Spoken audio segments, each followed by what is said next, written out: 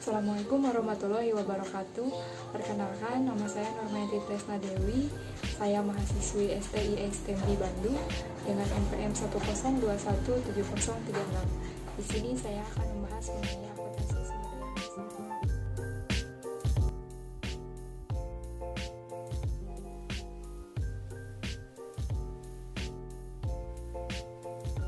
Baik, mari kita mulai. Yang pertama, di sini ada definisi akuntansi sumber daya manusia.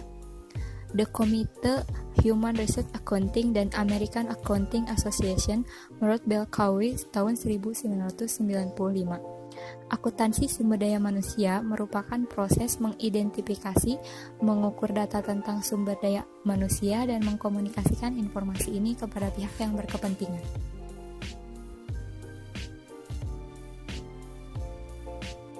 Selanjutnya, ada 3 fungsi akuntansi sumber daya manusia menurut Bell Cowie 1995. Yang pertama, mengidentifikasi nilai sumber daya manusia.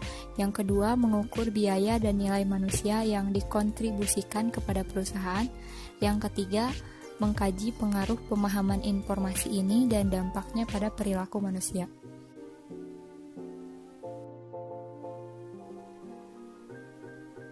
Lalu ada tujuan dari akuntansi sumber daya manusia. Tujuan dari akuntansi sumber daya manusia ini adalah memberikan informasi tentang sumber daya manusia dalam suatu perusahaan yang berguna bagi pengambil keputusan.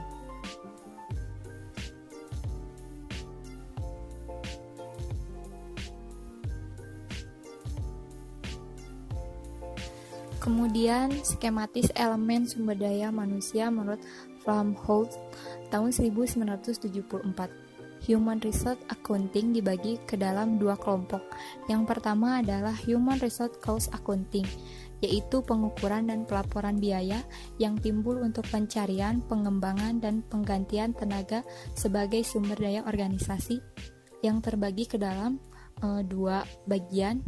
Yang pertama adalah Personal Cost Accounting, yang berkenaan dengan akuntansi untuk aktivitas personalia dan fungsi-fungsi seperti rekrutmen, seleksi, wawancara, penempatan, dan pelatihan. Kemudian ada Human Asset Accounting yang mengukur berbagai usaha pencarian dan pengembangan pada berbagai tingkatan personil. Yang keduanya ada Human Resource Value Accounting, adalah akuntansi yang berhubungan dengan pengukuran nilai manusia dalam memberikan jasa di masa mendatang.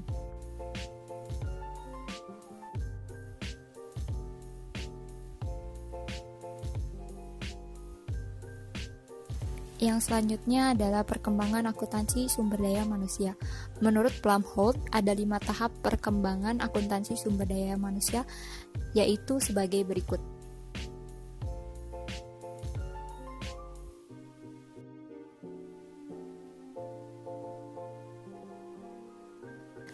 Tahap pertama pada tahun 1960 sampai 1966. Tahap ini ditandai dengan timbulnya minat terhadap akuntansi sumber daya manusia dan asal mula mengenai konsep-konsep dasar akuntansi sumber daya manusia dan kerangka teori yang berhubungan. Tahap kedua pada tahun 1966 sampai 1971 merupakan tahap periode riset akademik untuk mengembangkan dan menilai validitas dari model-model pengukuran biaya sumber daya manusia dan nilai sumber daya manusia. Tahap ketiga pada tahun 1971 sampai 1976. Dalam masa ini terjadi peningkatan usaha untuk menerapkan akuntansi sumber daya manusia dalam usaha organisasi. Tahap keempat, tahun 1976 sampai 1980. Tahap ini merupakan periode menurunnya minat akademis dalam dunia perusahaan. Salah satu alasan menurunnya minat ini adalah kebanyakan riset pendahuluan yang relatif mudah diselesaikan. Yang terakhir adalah tahap kelima pada tahun 1980 sampai dengan sekarang. Tahap ini mencakup awal kebangkitan minat dalam teori dan praktik akuntansi sumber daya manusia sesuai dengan perkembangan zaman pada sekarang ini. Berikutnya, pengukuran nilai sumber daya manusia. Yang pertama, pengukuran moneter, yang terbagi dalam metode goodwill yang tidak bisa dibeli, prediksi pendapatan di masa depan, dan mengalokasikannya kepada sumber daya manusia. Kemudian metode nilai sekarang yang disesuaikan, penggunaan nilai sekarang dari arus pembayaran upah di masa depan. Yang kedua ada pengukuran non-moneter. Yang pertama menurut Dicker dan Bowers, yaitu mengukur dimensi kelompok seperti kepemimpinan manajerial, iklim organisasi, dan proses kelompok. Yang kedua menurut Flumholtz, yaitu mengukur nilai seorang individu bagi organisasi seperti sifat, keterampilan, dan motivasi.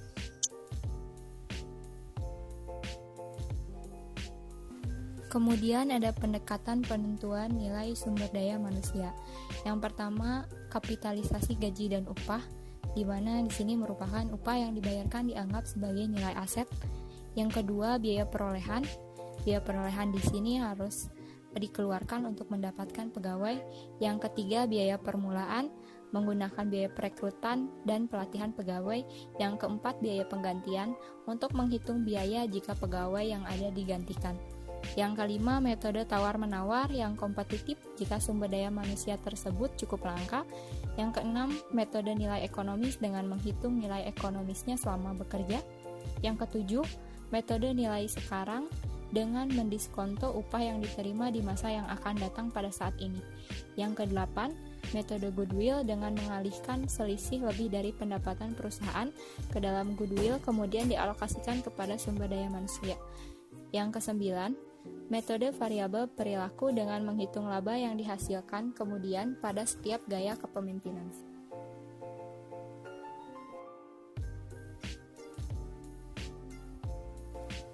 Di sini adalah human research model. Yang pertama, compensation model didasari oleh teori konsep ekonomi human capital, yaitu bahwa sumber daya manusia merupakan sumber arus pendapatan dan nilainya adalah sebesar nilai sekarang, manfaat masa datang yang didiskonto dengan rate tertentu bagi pemilik sumber daya tersebut.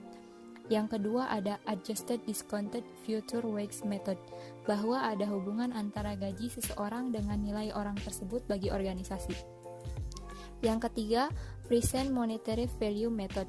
Dalam metode ini akan dihitung present value dari sumber daya manusia dengan mempertimbangkan faktor nilai jasa baik secara total maupun individu, waktu, kompensasi baik maupun tidak langsung, dan tingkat bunga. Yang keempat adalah unpurchased goodwill method. Dalam metode ini disarankan untuk nilai goodwill dialokasikan pada aset sumber daya manusia dan aset non sumber daya manusia berdasarkan rasionya terhadap total aset. Yang kelima ada discounted future value. Metode ini untuk memprediksi present value dari laba perusahaan pada tingkat rate of return yang normal dan mengalokasikan sebagian dari nilai ekonomis perusahaan sebagai sumber daya manusia berdasarkan kontribusi relatif dari mereka. Dan yang terakhir ada economic value of growth. Dalam metode ini akan digunakan nilai masa depan yang diharapkan, tingkat gaji dan jabatan, serta tingkat prestasi, dengan mempertimbangkan probabilitas individu untuk menduduki tiap keadaan.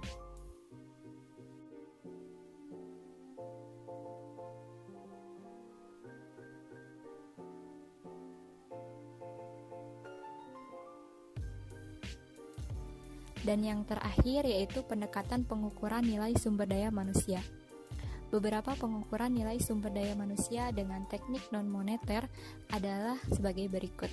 Yang pertama, mendaftar keahlian dan kemampuan seseorang. Yang kedua, pembuatan rating atau ranking atas prestasi seseorang. Yang ketiga, penilaian terhadap potensi seseorang. Yang keempat, pengukuran sikap. Yang kelima, subjective expected utility. Yang keenam, model Likert-Bowers. Cukup sekian dan terima kasih atas perhatiannya.